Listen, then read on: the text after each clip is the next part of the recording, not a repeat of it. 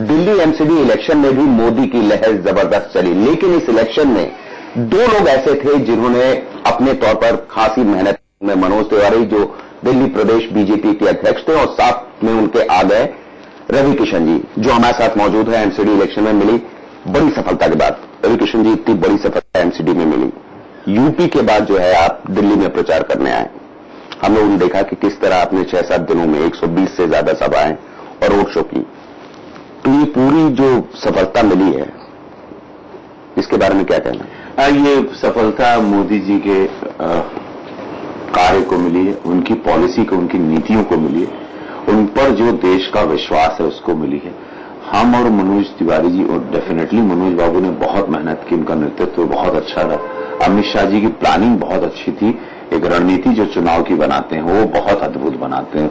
वो मुझे नहीं लगता कि इस देश में कोई की थी, लेकिन हम और मनोज बाबू हम दोनों अच्छे मैसेंजर साबित हुए। यूपी के प्रचार और ये एमसीडी के प्रचार में क्या आपको लग रहा था यूपी में भी इस तरह का माहौल, और एमसीडी में क्या लग रहा था कि विपक्ष इतना बिखरा हुआ है कि कोई फाइट ही नहीं होगी? क्लीन एंड क्रिस्टल क्लियर है। जिस भी अपोजिशन का रिजल्ट आ रहा है, या आपका या कांग्रेस का, जो भी पार्टी देश की या विश्व की जिसकी कथनी करनी में अंतर होगा वो आप देख लीजिए। आपकी सरकार है दिल्ली में, लेकिन रिजल्ट उनका देख लीजिए। दिल्ली राजधानी है और दिल्ली राजधानी को इस तरह से आप कमजोर हाथों में नहीं देख सकते।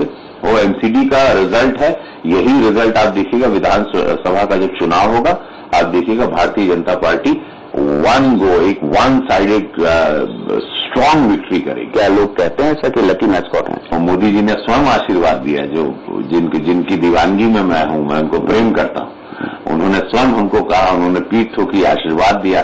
सारे लोग काफी बड़े बड़े नेता कहते हैं, मनोज बाबू हमको कहते हैं कि रवि तुम बहुत कर्मठ हो, बहुत मेहनती, कार्यकर्ता की तरह मेहनत करते हो। अमित शाह जी का मैं कोटि कोटि धन्यवाद, अगर आप मुझे देख रहे हैं, नमन है आपको। आपने हाथ पकड़ा और मुझे मोदी जी के सामने ले गए पार्टी कार्यालय की मीटिंग में, और मोदी जी ने, मैं उनको प्रणाम करते हुए रवि कि मैं रवि, इसके पहले बोले हाँ रवि कैसे, और उनका बड़प्पन देखिए, 125 करोड़ के प्रधानमंत्री, उनको रवि, और न जाने करोड़ों कार्यकर्ता हूं, इसमें मैं एक छोटा सा आदना था, उस नाम लेके हमको पुकारना, बस मैं तो वहीं बिक गया। उन्होंने कहा कुछ ऐसा किया? उन्होंने कहा कि बहुत शुभ है आप और अच्छा हुआ पार्टी में, स्वागत है आपका, बहुत बढ़िया किया, बहुत मेहनती हैं आप, आपकी सारी रिपोर्ट है। अब आगे क्या देखते हैं? क्या स्टार कैंपेनर है आपके पार्टी का? क्या आदेश होगा? आपको क्या लगता है? जो आदेश करेगी पार्टी। मुझे पार्टी का आदेश था उत्तर प्रदेश वहां तो चलिए जबरदस्त सफलता मिली में आदेश यहाँ पार्टी विधानसभा का अगर चुनाव यहाँ आता है जल्दी, हम रेडी हैं उसके लिए। गुजरात भेजना चाहेगी क्योंकि मैं गुजराती फिल्म भी करता हूँ, पार्टी के लिए आंध्र प्रदेश है और चूंकि मैं वहां भी तेलुगु फिल्में करता हूँ। कर्नाटका भेजेगी तो कन्नड़ फिल्म करता हूँ, तमिल भेजेगी तमिल फिल्में करता हूँ। पार्टी मुझे कहीं पर भी भेज सकती है और पार्टी को कहीं से भी निराशा नहीं मिलेगी, ये मेरा वचन है। तो क्या स्टार कैंपेनर ही बनकर रहना है क्योंकि फिल्मों का मोह भी नहीं त्याग पा रहे हैं? ये पार्टी का कोई आदेश आएगा, देखिए अभी कोई पद नहीं, कोई नहीं आदेश नहीं, तो मैं एक स्टार कैंपेनर में खुश हूं, अपना जॉब करके अपनी शूटिंग में चला जाऊंगा। जैसे कोई रिस्पॉन्सिबिलिटी आएगी तब फिर हमको। क्या लगता है कि राज्यसभा आसान होगा? अगर राज्यसभा में पार्टी आपको भेजती है तो आप अपनी फिल्में भी कर सकते हैं क्योंकि स्टारडम नहीं छोड़ना चाहेंगे।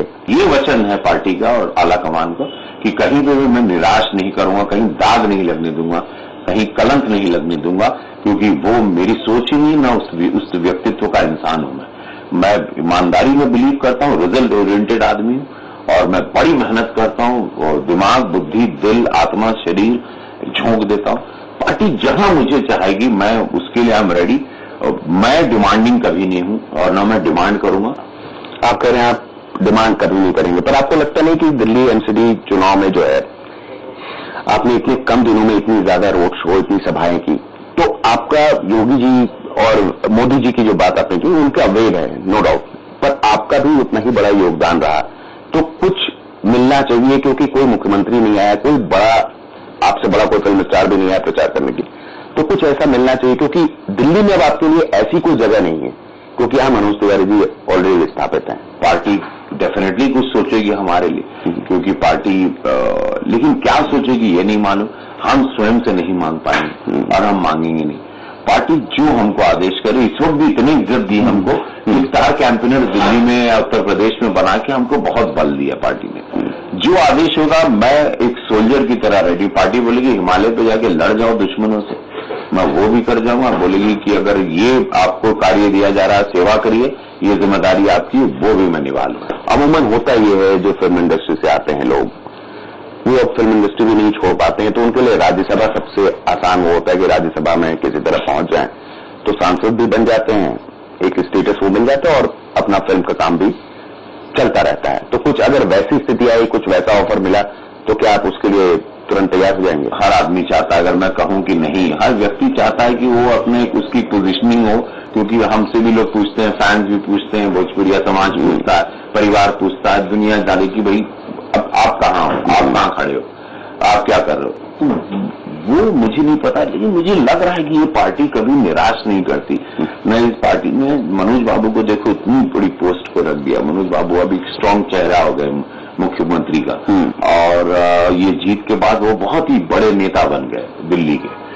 तो ये पार्टी कुछ भी करा सकती है। मुझे लगता है कि इस पार्टी में जो मांगता है वो बड़ा बेवकूफ होगा, इस पार्टी से डीलिंग जो करेगा वो बेवकूफ होगा। ये पार्टी आपको स्वयं देगी, ये गरीबों की पार्टी है।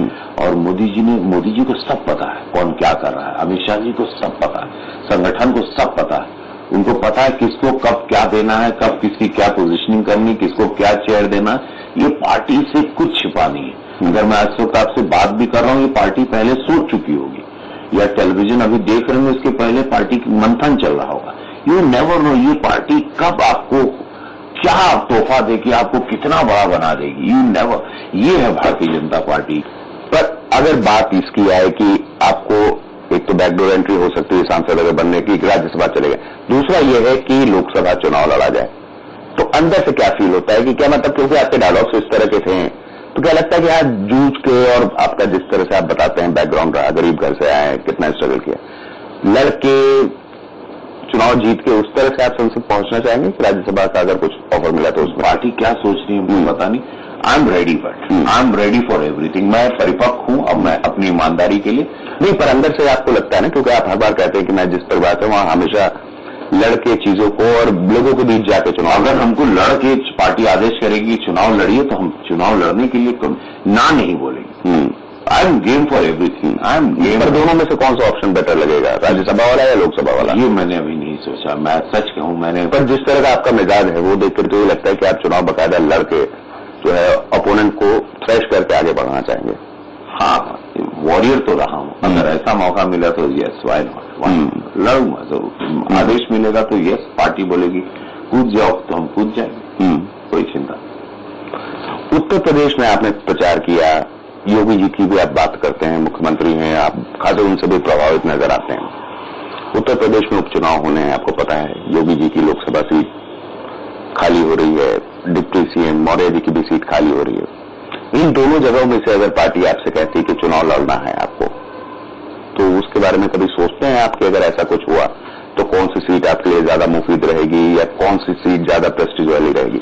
ये हमको ये कैलकुलेशन नहीं कर पाया मैं, बट मुझे लगता है कि जहां अगर हमको इस लायक समझेगी पार्टी कि फूलपुर से लड़ जाइए या गोरखपुर स्वामी हो तो बहुत बड़ी सीट हो, तो भगवान की गद्दी हो, तो मठाधीश इतने बड़े हमारे, हम लोग बहुत पूजते हैं उनको, शिव जी का स्थान और साक्षात योगी जी भी वहीं पर है।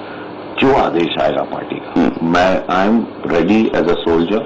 ये 2 चुनाव के बाद और बल मिला, रिजल्ट देने के बाद और शक्ति आ गई, तो अभी मुझमें बहुत कॉन्फिडेंस लेवल बहुत अच्छा चल रहा है कि प्रेम हर जगह मिल रहा है। तो अब yes I am ready, but जो अभी आदेश आया, खुद से बोलना बहुत स्टूपिड लगेगा मुझे लगता है। नहीं, जाहिर सी बात है खुद से बोलना, पर इन दोनों सीटों के बारे में आपने कहा कि आप तो खुद भक्त हैं, पूजा करते हैं इतनी ज्यादा, और फूलपुर भी जौनपुर से बहुत ज्यादा दूर नहीं है, तो लगता है कि आपका खुद का व्यक्तित्व पार्टी में, अब आप खुद इतने पॉलिटिक्स में मैच्योर हो गए, या मोदी जी की वेव सफलता दिला देगी?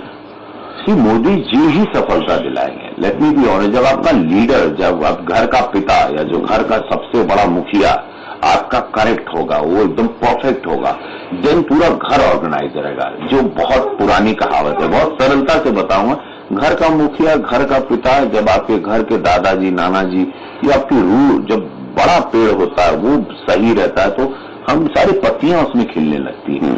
उनके वेद के या उनके पावर या उनकी पॉलिसी या उनके कर्मठता के, उनके जो कार्य की नीति है, उसी के बल पे हर आदमी जीत रहा है। कोई स्वयं कह दे कि हम ऐसे जीत रहे, नहीं, उन्हीं के बल पे सब जीत रहे हैं। पर आपका खुद का स्टारडम इतना है, क्या कभी लगा कि जैसे आपने बताया योगी जी की, वही मैं बार बार आपसे पूछ रहा हूं कि वो सीट पूजनीय होगी और फूल से भी आपका नाता है कुछ, तो कुछ ऐसा विचार करते हैं, कभी अकेले में सोचते हैं, समय मिलता है इस बारे में? मैंने सोचा नहीं, लेकिन आपने बोला है तो मैं सोचूंगा फिर डेफिनेटली, लेकिन अभी मैंने फिलहाल कुछ नहीं सोचा। क्योंकि इतनी फिल्में कर रहे हैं, बाहर जाते रहते हैं, तो क्या इतना समय निकाल पाएंगे आपके चुनाव भी लड़ें और फिर कॉन्स्टिट्यूएंसी को पूरा कैटर करना पड़ता है, लोग बहुत ज्यादा होते हैं, बहुत डिमांडिंग होते हैं। देखिए, जिम्मेदारी थी, कैंपेन में भी जिम्मेदारी, मैंने सांसद का चुनाव लड़ा भी था, तो उसमें आप प्रिपेयर रहते हैं, या आप जिम्मेदारी लेते हैं, फिर आप अपने हिसाब से सारी चीजों को, बिग बॉस के घर में मैं 3 महीने लॉक था, तो आई वॉज प्रिपेयर्ड कि मुझे ये सब काम छोड़ के वहां लॉक होना है। जब आपके पास जिम्मेदारी आती है तो आप स्वयं फिर सारी चीजों को आप वो हिसाब से प्लान कर लेते हैं, देन फिर आप लड़ने जाते हैं और उस इलाके में आप अपने आप को फिर झोंक देते हैं। मोदी जी से आप खासे प्रभावित नजर आते हैं और आप चुटकियों में जो है, मैंने देखा कि जनसभाओं में, रोड शो में जो है आप डायलॉग बोलते थे, फिल्मों में भी आपके डायलॉग बड़े कई फेमस हुए हैं। मोदी जी के बारे में कोई डायलॉग आपको याद आता है, क्योंकि आप उनसे खासे प्रभावित, जो आप उनके ऊपर बिल्कुल फिट बैठता हूं? 20 रुपए की रस्सी राघव की जान ले सकती है, 20,000 की गड्ढी राघव को खरीद सकती है। मोदी जी ब्लाइंड खेलते हैं, अपोजिशन सामने वाले को डबल आना पड़ता है, क्योंकि रेस में तो टट्टू दौड़ते हैं, मोदी जी तो शेर है। इस वक्त आपको लगता है कि वाकई विपक्ष बिल्कुल डायलॉग में जैसा बताया, वाकई बिल्कुल टट्टू हो चला है, बिल्कुल बिखर चुका है, केवल एक ही देश पूरे देश में चल रही, मोदी मोदी मोदी, नतीजा भी सबके सामने है। ये देश मोदी में हो गया, उनकी नीतियों के हिसाब से चल रहा है, उनकी सत्य और उनके कथनी और करनी में अंतर नहीं, उसके पथ पे चल रहा है और देश अपने आप को बहुत बड़ा दिख रहा है।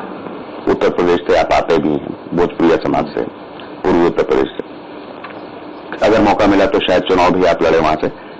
किस तरह का बदलाव चाहते हैं, किस तरह का उत्तर प्रदेश चाहते हैं? मैं वहीं गांव का, देहात का लड़का हूं, मैंने अंधेरे में देखा हमेशा उत्तर प्रदेश को, और सब लोग पलायन कर जाते हैं। मैं चाहता हूं वहां से कोई निकले ना, सब लोग वहीं रहें, कोई शहरों में न भागे, सब लोग अपने गांव में रहें, वो संस्कृति को जीवित रखें, वो सारी बिजली मिल जाए उनको, उनके अनाज की फसल की कीमत मिल जाए, वहां पर चीनी मिल लग जाए, वहां युवाओं को रोजगार मिल जाए। बहुत बहुत शुक्रिया इंडियन न्यूज से बात करने के लिए। Thank you. तो ये थे रवि किशन। कहीं ना कहीं ये भी इशारा कर दिया कि अगर पार्टी आला कमान की तरफ से इशारा हुआ तो उत्तर प्रदेश में होने वाले लोकसभा के उपचुनाव में भी जहां से भी पार्टी कहेगी वहां से वह खड़े हो सकते हैं। प्रकाश पांडे, इंडिया न्यूज, दिल्ली।